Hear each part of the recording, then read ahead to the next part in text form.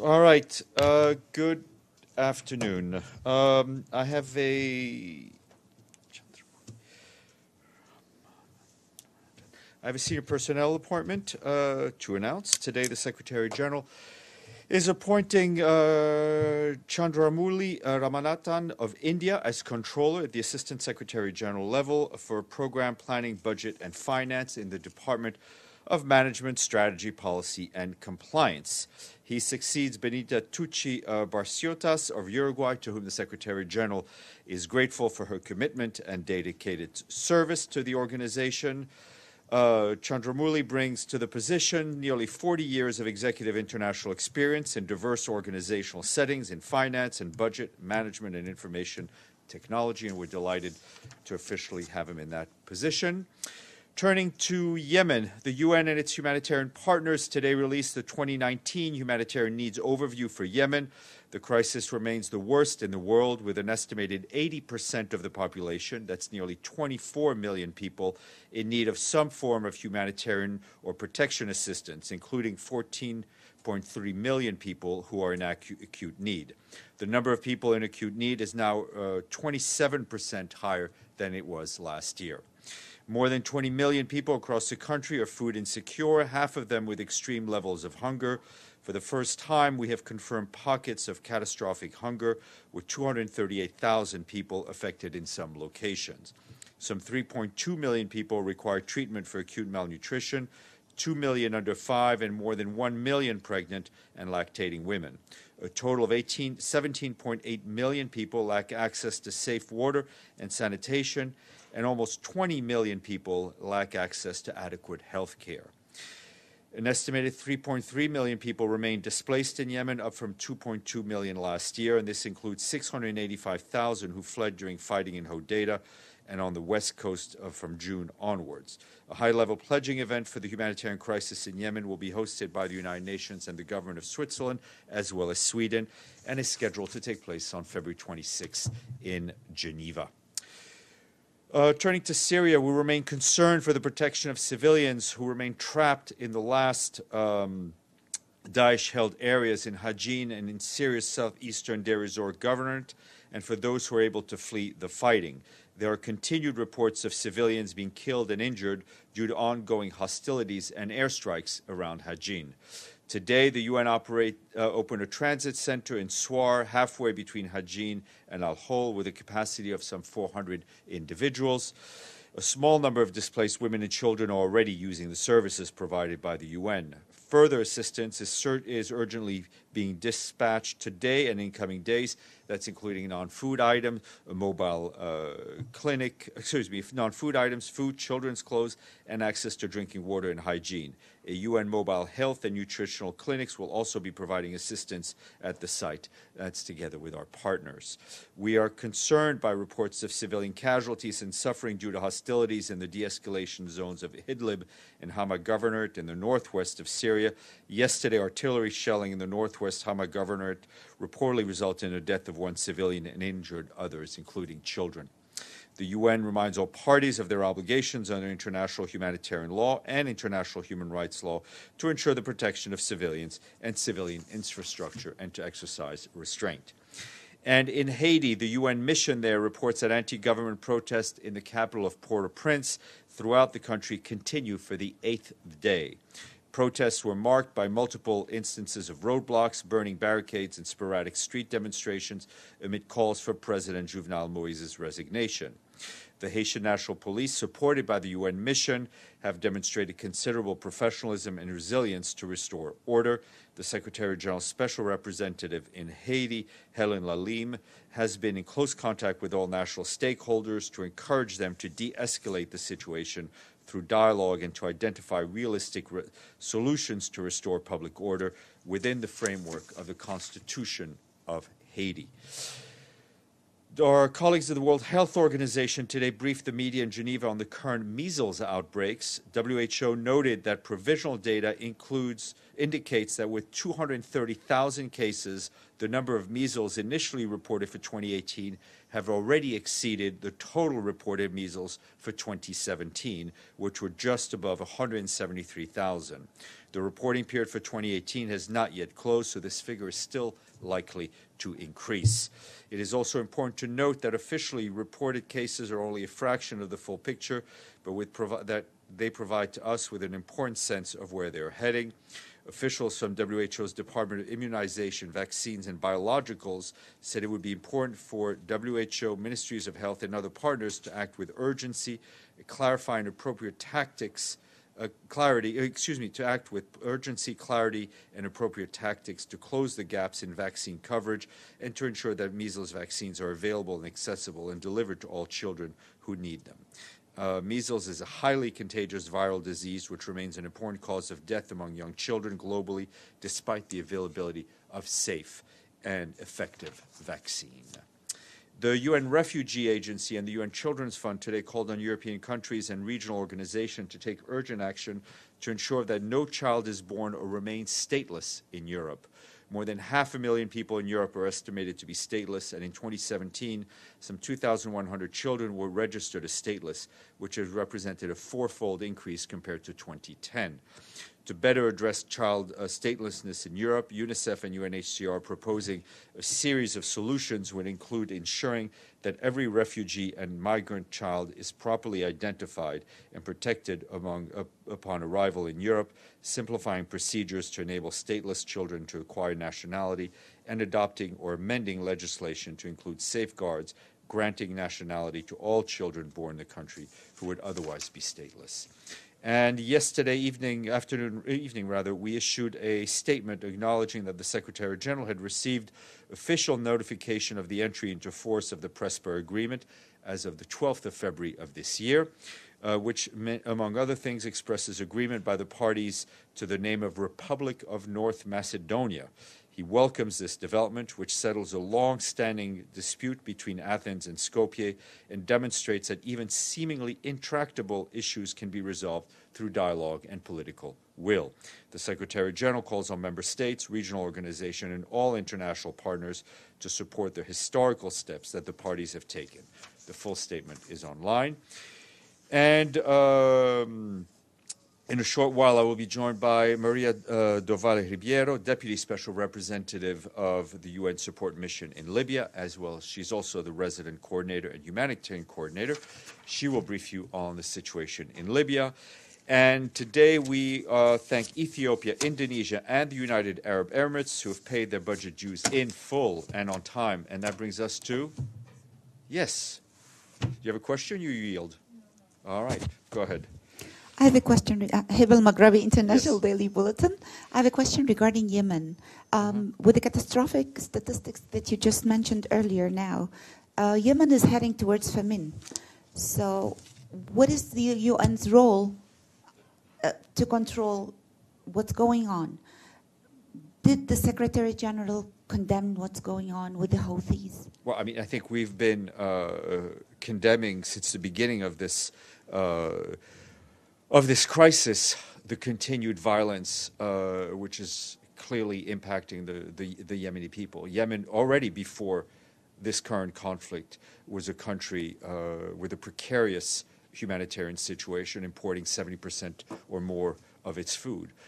They are now in the midst of armed conflict. We're seeing, just as an example, in Hodeida, we still do not have access to the Red Sea mills. The people of Yemen deserve peace.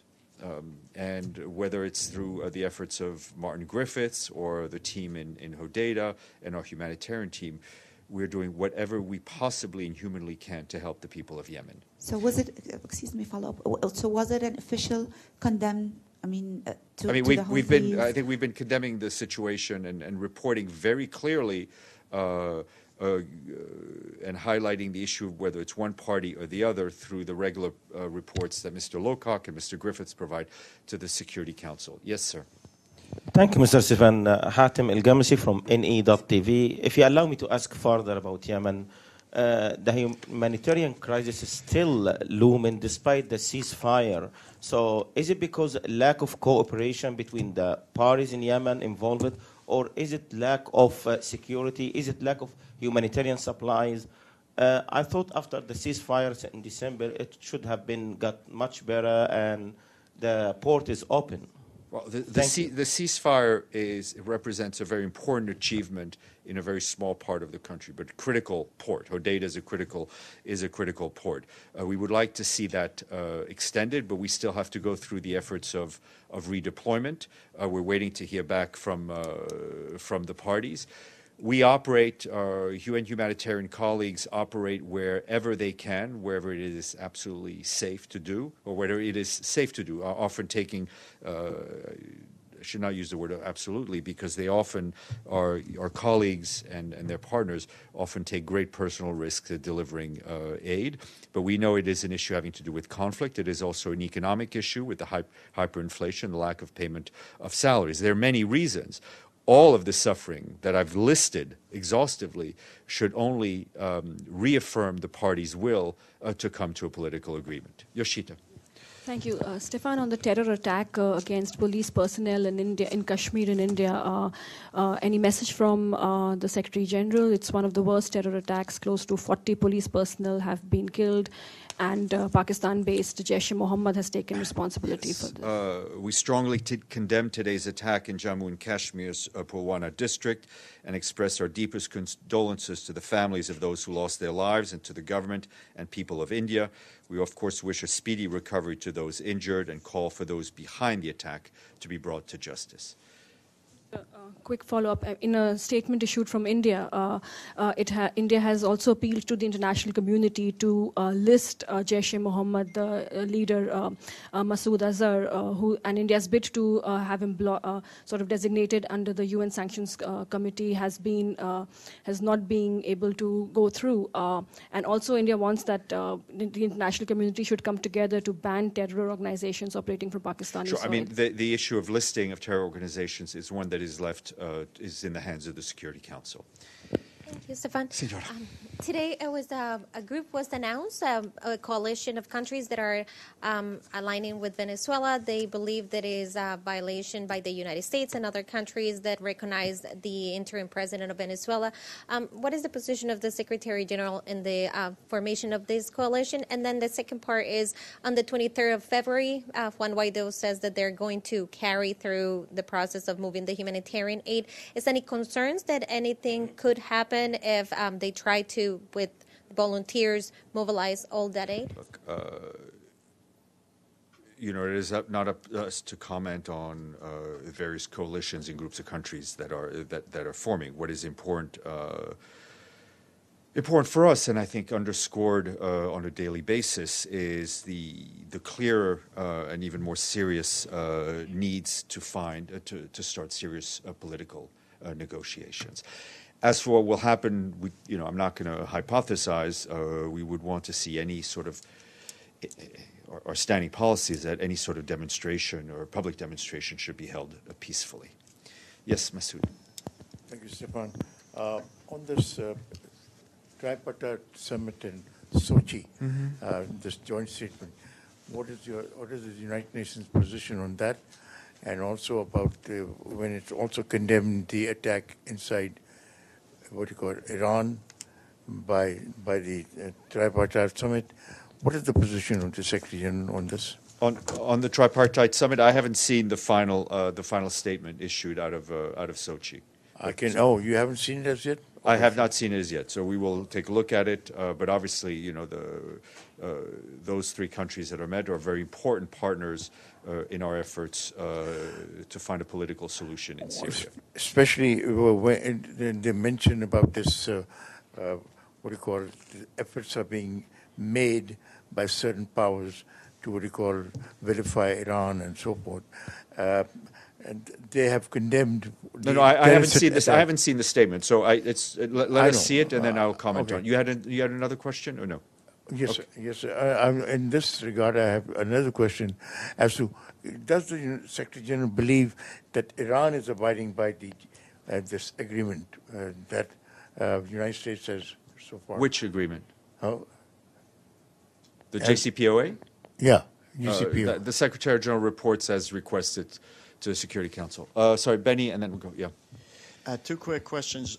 First, on whether the Secretary General has any comment on the conference in Warsaw, and the various countries that participated. No, is a short answer. We're not present at the conference in Warsaw. We have no specific comment on. You have commented on Sochi in the past. Why not on this one? Well, Sochi, I think, is directly related to the constitutional committees, and so that's why. But I have no specific comment on the conference in Warsaw. Okay. The second is on Venezuela. Isn't it the policy of the UN that any humanitarian aid, would be better delivered than blocked? The policy of the UN is that humanitarian aid should not be politicized by any party, and we continue to operate in the humanitarian sphere under our standing policy of impartiality and depoliticization of aid. When you say not politicized, are we talking about delivering aid or blocking aids? Because, is there a difference between blocking aid as political act, humanitarian aid action, any humanitarian action should be independent of political, military, and other objectives. But can delivering aid, as the government is alleging, can be described as political? Benny, as much as I enjoy our conversation, I think I've used all the words I can use. Yes, sir. Excuse me. Follow up the Masood's question. Yesterday took place a terror attack in Iran by a terrorist group which are supported by some who were attended in Warsaw. What's Secretary General's position about this attack? We condemn the terror attack in the Sistan-Baluchistan province in Iran and express our condolences to the families of the victims and to the government and people of Iran, and we wish, of course, the injured speedy recovery. Iftikhar. Thank you, Stéphane. On Yemen, on this pledging conference, which is to take place on February 28th, does the UN has any target in mind, how much money it wants to raise? I don't have the number of the appeal in front of me, but it's quite large and it's in the billions, but I'll try to get you that number. Yes, sir. Yes, thank you. Following to Venezuela, how can the UN can improve to international humanitarian intervention in a country when humanitarian aid is being blocked and not to get into a country, even if there is a interim government acting on behalf of the people's interest?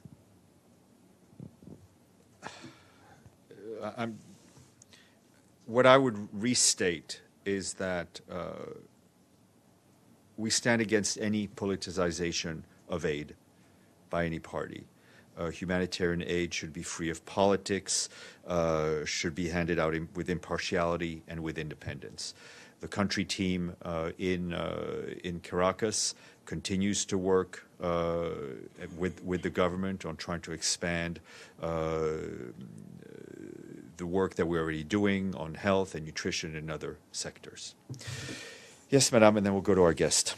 Yeah, it's a follow-up question on my two colleagues who asked about Yemen. The question is, how can the UN's role be more positive and more effective regarding what's going on? Especially the food, the prevention of the food. What needs to happen is that the guns need to fall silent. That's what will help the people of Yemen. What needs to happen is for our humanitarian aid to be able to go wherever it needs to go to reach the people that need it the most. What needs to happen is for the roads to be demined so we can access the places we need to access. That's what needs to happen. Thank you, and we will go to our guest.